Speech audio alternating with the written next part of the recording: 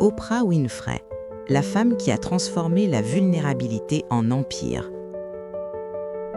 1989, Chicago.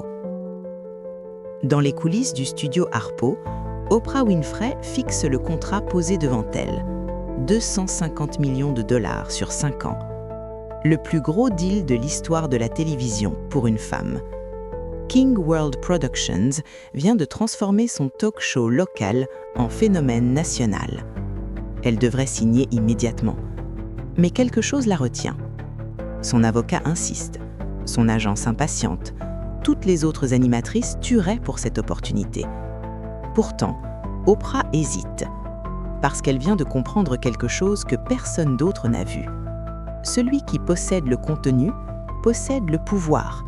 Et dans ce contrat, elle ne possède rien. Elle pose son stylo et prononce 4 mots qui vont changer l'industrie du divertissement. « Je veux mon studio ». Ses conseillers la croient folle. Aucune femme noire n'a jamais possédé son propre studio de production. Michael Jackson ne possède pas ses masters. Prince se bat contre Warner Bros. Pour récupérer ses droits. Et elle, une animatrice de talk show, exigerait de contrôler sa propriété intellectuelle? King World refuse net. Trop risqué, trop cher, trop inhabituel. Oprah maintient sa position. Pendant 6 mois, les négociations s'enlisent. Chaque semaine, son émission bat des records d'audience. Chaque semaine, elle laisse des centaines de millions sur la table. Ses concurrents signent leur deal. Donahue règne toujours. Sally Jessy Raphael monte. Mais Oprah attend.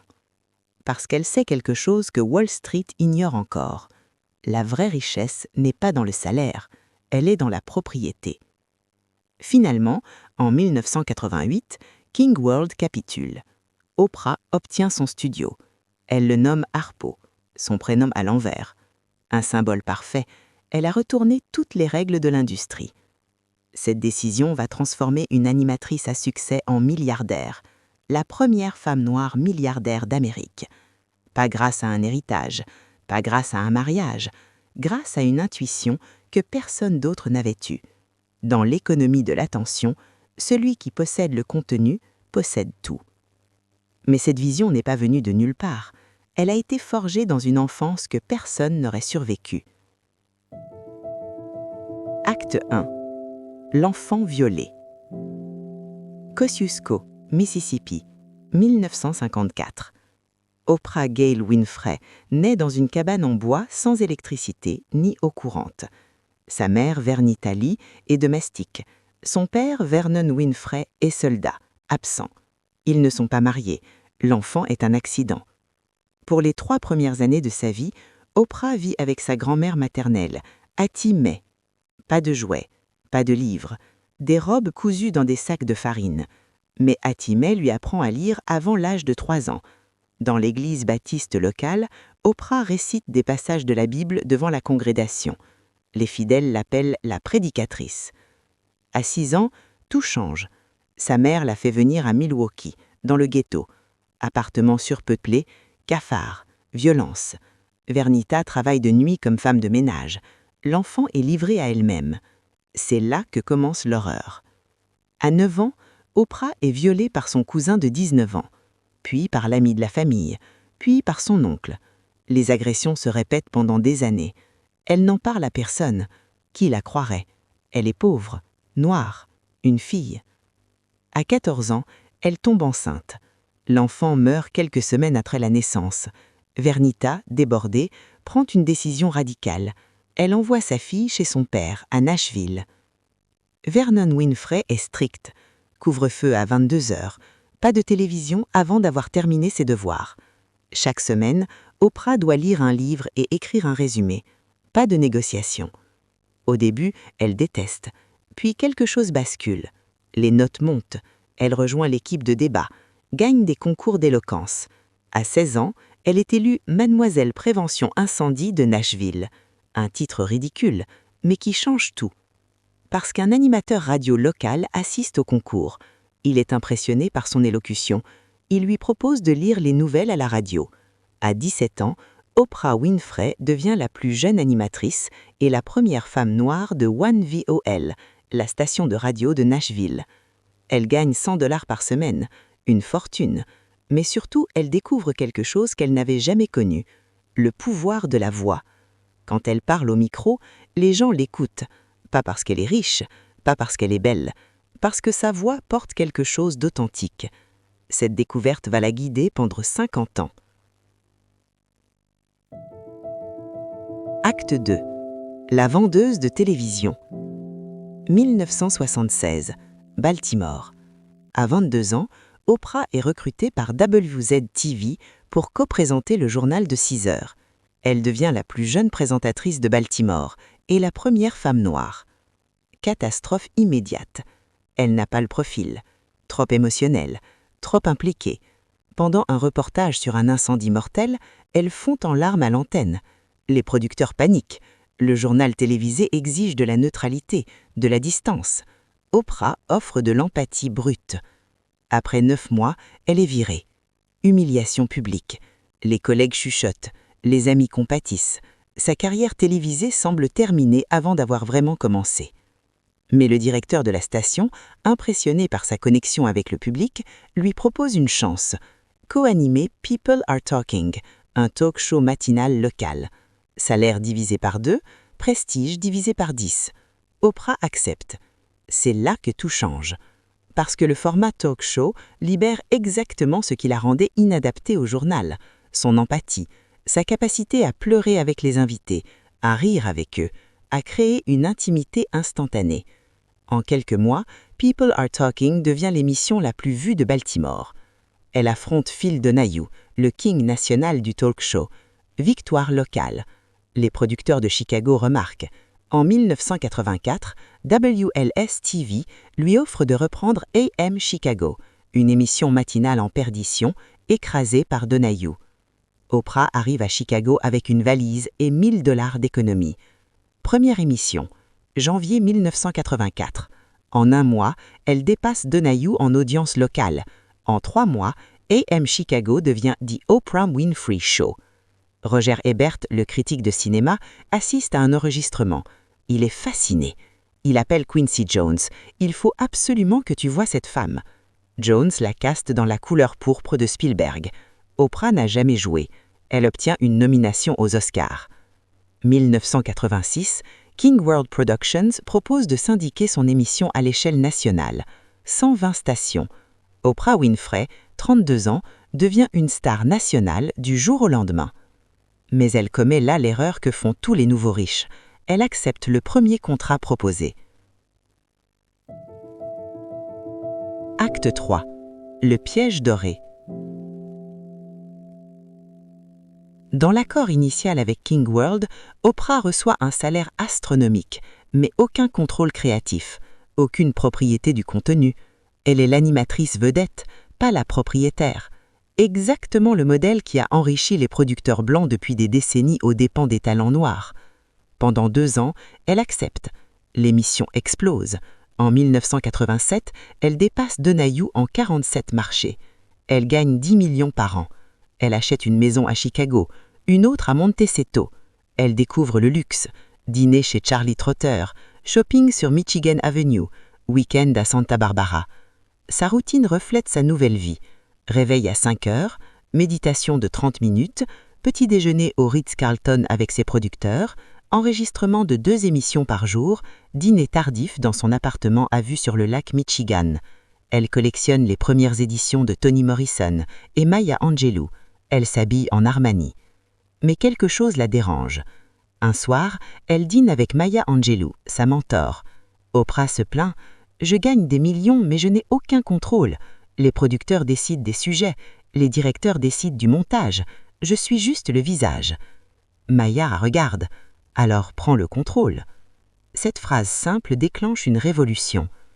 1988, la naissance de Harpo. Oprah commence à étudier l'industrie. Elle découvre que Lucille Ball avait créé Desilu Productions dans les années 50, que Mary Pickford avait cofondé United Artists en 1919, que les vrais empires ne se bâtissent pas sur le salaire, mais sur la propriété. Elle exige de renégocier son contrat. King World refuse. Elle menace de partir. Bluff total. Où irait-elle? Qui lui offrirait mieux? Mais elle a raison sur un point crucial. En 1988, The Oprah Winfrey Show génère 125 millions de dollars de revenus publicitaires. Sans elle, King World n'a rien. Elle est irremplaçable. Les négociations durent 6 mois. Finalement, King World capitule. Nouveau deal, Oprah garde 25% des revenus de syndication et obtient le contrôle total du contenu via Harpo Productions. Elle achète un studio à Chicago, 3,5 hectares. Ancienne armurerie, elle le transforme en complexe de production dernière création. Harpo devient la première grande entreprise de production possédée par une femme afro-américaine. Et la chance, il faut le reconnaître, joue son rôle. Oprah lance son studio exactement au moment où la télévision par câble explose. Les chaînes se multiplient, la demande de contenu bondit. Harpo peut produire pour ABC, NBC, CBS et bientôt HBO, Showtime, A&E. Le timing est parfait. Mais avoir un studio ne suffit pas. Il faut savoir quoi produire. Le format révolutionnaire. Oprah comprend quelque chose que ses concurrents ignorent. Les talk-shows traditionnels exploitent la misère humaine pour le spectacle. Donahue invite des couples qui s'insultent. Jerry Springer orchestre des bagarres. Maury Povich fait des tests de paternité en direct. Oprah choisit l'inverse, transformer la vulnérabilité en empowerment. 1991, elle révèle à l'antenne avoir été violée dans son enfance. Première fois qu'une star de cette envergure expose publiquement son trauma. L'audience explose. Mais surtout, des milliers de femmes écrivent pour partager leurs propres histoires. Oprah vient de créer un nouveau type de télévision, confessionnelle, thérapeutique, transformative. Elle lance Oprah's Book Club en 1996. Chaque livre qu'elle recommande devient instantanément un best-seller. Toni Morrison, Maya Angelou, Wally Lamb, tous voient leurs ventes multipliées par 100. Elle vient de prouver qu'elle peut transformer n'importe quel produit culturel en phénomène de masse. Les marques le comprennent. Apparaître dans Favorite Things, son émission annuelle de cadeaux, garantit des millions de ventes. Un grille-pain recommandé par Oprah se vend plus que toute campagne publicitaire traditionnelle. En 2000, elle lance The Oprah Magazine, premier numéro, succès immédiat. En 6 mois, le magazine atteint 2,5 millions d'abonnés. Oprah devient la première femme noire en couverture d'un magazine mensuel, grand public américain, chaque mois. Revenu annuel, 140 millions. Les chiffres sont vertigineux. Entre son émission, Harpo, le magazine et ses investissements, Oprah génère plus d'1 milliard de dollars par an. Forbes la classe première femme noire milliardaire en 2003. Mais l'argent attire aussi les problèmes. Acte 5, les scandales. 1996, l'industrie du bœuf américaine poursuit Oprah pour diffamation. L'émission Dangerous Food avait évoqué la maladie de la vache folle. Oprah avait dit à l'antenne « Ça m'a stoppé net de manger des burgers ». Les producteurs de bœuf texans réclament 12 millions de dommages. Procès médiatisé. Oprah gagne, mais comprend, son influence peut détruire des industries entières. 2006, elle invite James Frey, auteur de A Million Little Pieces, qu'elle avait recommandé dans son book club. Problème, le mémoire est largement inventé. Oprah le démonte en direct, humiliation publique, mais aussi révélation. Elle avait recommandé le livre sans vérifier. Première faille publique de son jugement. 2007, elle ouvre une école pour filles en Afrique du Sud, 40 millions de dollars investis. 6 mois après l'ouverture, scandale d'abus sexuels par une employée. Oprah s'envole immédiatement en Afrique, passe 1 semaine avec les victimes, vire tout le staff impliqué. Mais le rêve est terni. Ces erreurs révèlent quelque chose de crucial. Oprah a construit son empire sur l'authenticité et la confiance. Mais cette confiance est fragile. Chaque erreur l'érode. Et contrairement à un PDG traditionnel qui peut se cacher derrière une marque, Oprah est la marque. Ses échecs sont personnels, publics, impossibles à déléguer. Pourtant, elle continue d'innover. Acte 6, le pari impossible. 2011, après 25 ans, Oprah annonce la fin de The Oprah Winfrey Show. L'émission domine toujours, mais elle veut créer quelque chose de plus grand. OWN, Oprah Winfrey Network. Tout le monde la déconseille. Les réseaux de câbles traditionnels perdent des abonnés face au streaming. Le marché est saturé. Elle devrait prendre sa retraite en gloire. Oprah refuse. Elle investit 100 millions de dollars personnels. Discovery Communications ajoute 100 millions. Lancement, janvier 2011. Échec catastrophique. OWN obtient les pires audiences de l'histoire du câble premium, perte de 330 millions la première année. Les analystes prédisent la faillite sous 18 mois. Les tabloïds jubilent, le premier échec d'Oprah. Elle refuse d'abandonner. Elle déménage à Los Angeles, prend le contrôle créatif total, annule tous les programmes, recommence à zéro. 2013, elle diffuse The Haves and the Have-Nots, série de Tyler Perry, succès immédiat. Elle ajoute I Am La Fix My Life, Super Soul Sunday, Greenleaf. OWN devient rentable en 2014. 2020, Discovery rachète la majorité restante de OWN. Oprah conserve environ 5% du capital et reste la figure éditoriale et morale du réseau. Le réseau qu'elle avait sauvé de la faillite vaut désormais plus de 300 millions de dollars. L'héritage ambigu. Aujourd'hui, à 70 ans, Oprah possède un empire estimé à 2,5 milliards de dollars. Elle a transformé la télévision américaine, créé un nouveau modèle de célébrité basé sur l'authenticité plutôt que le glamour, ouvert la voie à une génération d'entrepreneurs médiatiques, Ellen DeGeneres, Reese Witherspoon, Rihanna. Mais son héritage reste paradoxal. Ses critiques soulignent qu'elle a transformé la thérapie en spectacle, que son empowerment reste profondément capitaliste. Si tu échoues, c'est de ta faute, pas de la faute du système. Que sa promotion du secret et de la pensée positive ignore les structures de pouvoir réelles, qu'elle a construit une fortune immense en vendant de l'espoir aux pauvres.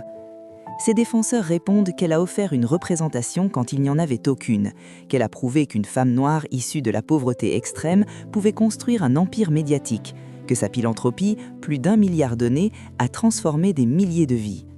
La vérité est probablement entre les deux. Ce qui est certain, c'est qu'Oprah Winfrey a compris avant tout le monde que dans l'économie de l'attention, la propriété du contenu vaut plus que le talent, que l'authenticité peut être monétisée, que la vulnérabilité est une force, que celui qui contrôle le récit contrôle la richesse. De la cabane sans électricité de Coscusiu au penthouse de Montecito, de la fille violée au silence à la femme la plus influente de la télévision américaine, de $0 à 2,5 milliards. Une transformation qui pose une question finale. Oprah Winfrey a-t-elle détruit le plafond de verre ou a-t-elle simplement prouvé que pour le traverser, il faut devenir propriétaire du bâtiment entier ?